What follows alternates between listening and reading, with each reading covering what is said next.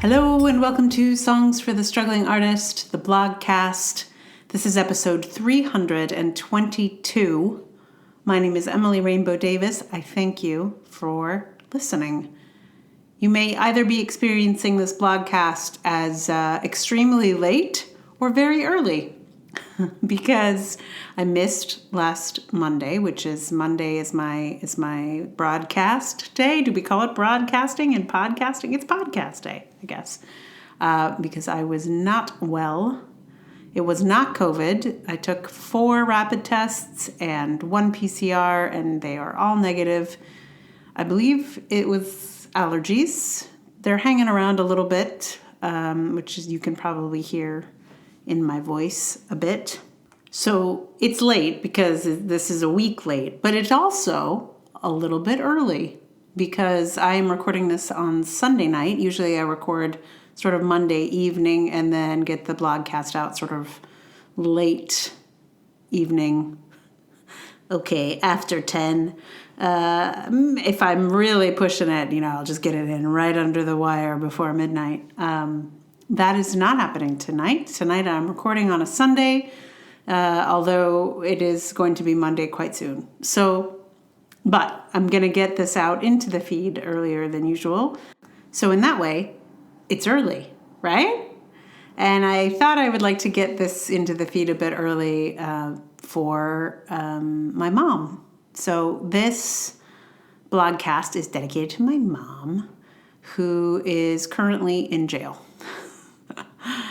I will tell you more about that shortly, but just to say I wanted to get this into the feed so as my mom is going home from jail, she has a blogcast to listen to. So that's why I'm putting a little extra hustle on this and getting it out Sunday night. So she's in jail because she was protesting. She did a demonstration with a group called Declare Emergency. They got arrested. They had to go to trial. No one thought that the judge would send them to jail, but the judge is one of these meanie Republican, I don't know. She sounds awful. But she sent 13 people to jail for the weekend to give them something to think about, or I don't know, I can't remember exactly what her language is, but it was clear she wanted to punish them for their civil disobedience in trying to fight for our planet. Anyway, it's very terrible. And yeah, apparently she said something like she's not going to give them community service because these people all do community service already. So it would be inappropriate, which is just the most bonkers thing. Come on. Oh, these people are all of service to their community, so what you're going to do is lock them up to prevent them from being of service to the community? Anyway, I'll have more to say about it, I'm sure, at some point. But meanwhile, I just wanted to get this blogcast out so my mom has something to listen to. And Mom, I'm proud of you, and I hope you're okay. And I'll talk to you not from jail very soon. So what is this blogcast today? Well, it's actually kind of appropriate now that I think about it. So my mom is protesting, trying to get Biden to declare emergency for the planet, to get a climate emergency recognized, etc. And this blog is called Gluttons for Our Doom, which is a little bit about Gen X and growing up with an awareness that we're in trouble. Always. And this judge, I believe, is a glutton for her doom. Anyway, I will read you the piece. It is called Gluttons for Our Doom. You will likely not be surprised to learn I was crazy for the Indigo Girls in my youth. When I learned to play guitar, it was Indigo Girls songs that I particularly focused on. I didn't learn the entire Nomads, Indians, and Saints songbook, but I got pretty close.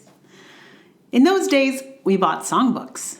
There were no chords on the internet, since there wasn't much internet. Somehow, in the last couple of decades, I'd lost track of what the Indigo Girls were making.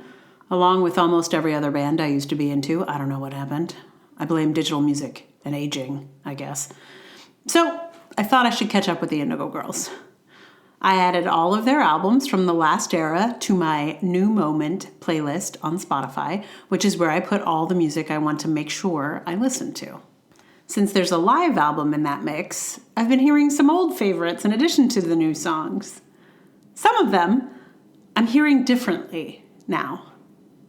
Prince of Darkness popped up and I thought, damn, if this song doesn't sum up the Gen X experience. The Indigo Girls themselves are not technically Gen X. They're both Gen Jones, the OG Xers by a couple of years. But this all makes sense somehow. They're who we looked up to growing up. The Indigo Girls' first major label album came out when I was in high school, and Prince of Darkness wasn't on the radio, but it was a favorite for me and many of my friends. My place is of the sun, and this place is of the dark, and I do not feel the romance. I do not catch the spark. And the real Gen X kicker? Someone's got his finger on the button in some room. No one can convince me we aren't gluttons for our doom. This line was always meaningful to me. It was always that moment in the song, the one you'd wait for. But it strikes me now that while this concern was meaningful to my peers, this idea was not ever present in everyone's youth. There was a lot of doom talk in those days. Movies, TV shows, TV movies. There was a very popular poster of the mushroom cloud over Japan that folks hung up everywhere. As a kind of memento mori, I guess? War Games is a fun movie about possible nuclear annihilation, and we were so convinced the Russians were going to come for us that Sting had to write a song about the Russians loving their children too. The world seemed full of people who were greedy for doom. That's how it felt in the late 80s, and damned if it hasn't come back around. The nihilistic Supreme Court has rolled back Roe v. Wade and gun restrictions, and many other things that helped keep doom at bay. But here it comes. For the first time, the generations behind us are worried about nuclear annihilation, and Russia is a serious threat again. Are we gluttons for our doom? The thing of it is, and I think this is the thing other generations don't understand about Gen X, that song is actually about finding ways to live in a dark world. We may be gluttons for our doom, but we try to make this place our place. And our place is of the sun, and this place is of the dark. But our place is still of the sun. I think that's what people miss about us as a generation. We seem cynical and nihilistic, but we're actually weirdly hopeful. We know our place is of the sun, even as no one can convince us we aren't gluttons for our doom. We will not be a pawn for the Prince of Darkness. We try real hard not to be a pawn for anyone when it comes down to it.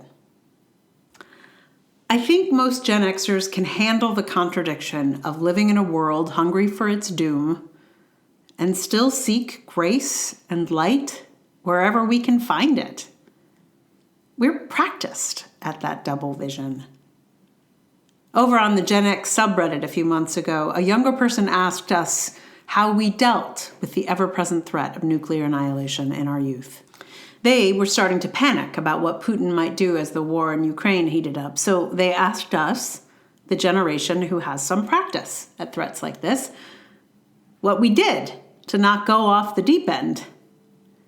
It was a weirdly hopeful thread.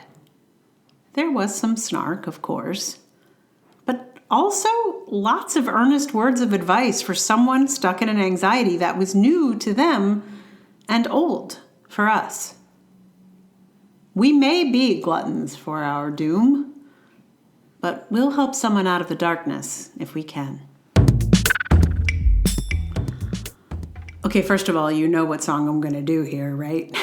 Like, it's probably incredibly obvious that it will be Prince of Darkness by the Indigo Girls. which I will play for you in a moment.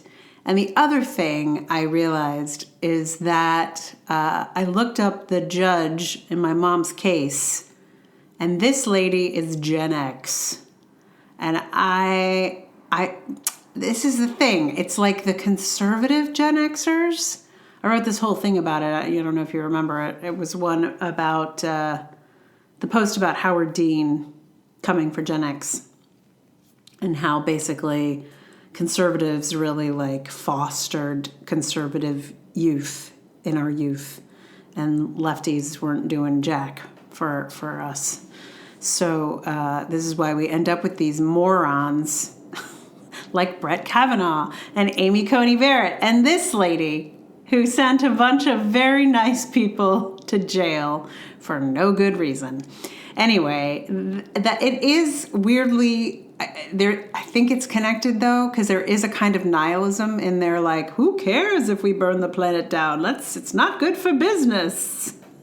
Like, I think that's what goes on in those kinds of brains. I don't know exactly. It's like the Alex P. Keaton brain. Younger people, you won't. That's a guy from Family Ties, played by Michael J. Fox in our youth. He was like the one like Republican person in this family, and he was a weirdo, just like all the other weirdo Republican Gen Xers, who somehow are the only Gen Xers with power. Anyway, not the only ones. Not the only ones. There are a few who have other. We have some others. Anyway, not very many, but anyway, I do think there is something like of a nihilistic Ayn Rand kind of vibe that happens in conservative Gen Xers. I'm sure there's not a single one of you among my listeners. Although if you are, I'll be curious to hear your perspective on this. Nothing else. Just kidding. So I shall play for you The Prince of Darkness. Meanwhile, thank you so much for listening. If you like the blogcast, please tell someone about it. Like it, subscribe, review, share it in the social media. Get on my mailing list. I never send emails on it, but maybe if I had a lot of people on the email list, then I would actually tell you things. I don't know. Maybe not. Anyway, thank you again for listening. And if you'd like to support this blogcast, patreon.com/Emily R. Davis. There's Ko-fi, there's PayPal. All those links are in the show notes. If you'd like to help a struggling Gen X artist, that's the place to do it. So I shall play for you Prince of Darkness. Because I'm still recovering from whatever this was, I might sound a little bit more Amy Ray than Emily Saliers in this particular recording, which is great. I mean, I just like when I tried to record the first day of this illness. Well, I don't think I even tried to record the first day I had this thing, but the second day I was like, I couldn't get through the song A without coughing, B without just like a river coming down my face. Not of tears, unfortunately. Although it will do that to me sometimes, this song.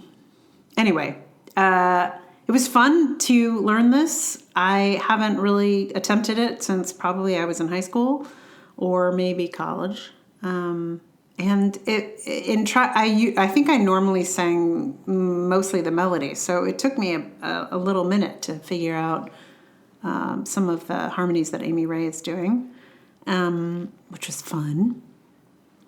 And when I first listened to it, I was like, oh my God, it's so fast. And then I got stuck a little bit with it, and so then I sped it up a little bit, and then I listened to the recording, and now I'm playing it faster than the recording, which is so funny. Anyway, tempo is a tricky beast. Anyway, it was super fun and good to be both Indigo Girls for a second. Although I do miss, it would be great to sing with someone also. Anyway, here it is on guitar. Me and me singing Prince of Darkness.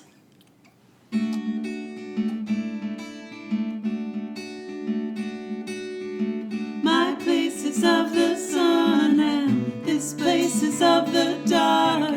I do not feel the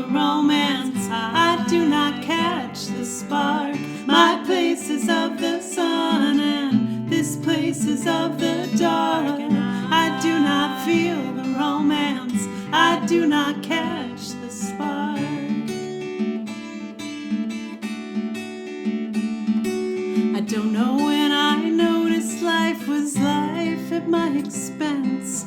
The words in my heart line up like prisoners on a fence. My dreams come in like needy children, tugging at my sleeve. I said I have no way of feeding you, so leave. There was a time I asked my father for $1, and he gave it a $10 raise. When I needed my mother and I called her, she stayed with me for days. Now someone's on the telephone, desperate in his pain. Someone's on the bathroom floor doing her cocaine. Someone's got his finger on the button in some room. No one can convince me we aren't gluttons for our doom. But I tried to make this place my place. I asked for Providence to smile upon me with his sweet face. Yeah, but I'll tell you, my place is of the sun and this place is of the dark. I do not feel the romance, I do not catch the spark. By grace, my side is growing stronger, and I will not be a pawn for the Prince of Darkness any longer. Maybe there's no haven in this world for a tender age. My heart beat like the wings of wild birds in a cage. My greatest hope, my greatest cause to grieve. My heart flew from its cage and it bled upon my sleeve. The cries of passion were like wounds that needed healing. I couldn't hear them for the thunder. I was half a naked distance between hell and heaven's ceiling, and it almost pulled me under. Now someone's on the telephone, desperate in his pain. Someone's on the bathroom floor doing her cocaine. Someone's got his finger on the button in some room. No one can convince me we aren't gluttons for our doom. But I tried to make this place my place. I asked for Providence to smile upon me with his sweet face. Yeah, but I'll tell you, my place is of the sun and this place is of the dark. I do not feel the romance, I do not catch the spark. My place is of the sun and this place is of the dark. I do not feel the romance, I do not catch the spark. My place is of the sun and this place is of the dark. I do not feel and I will not be a pawn for the Prince of Darkness any longer.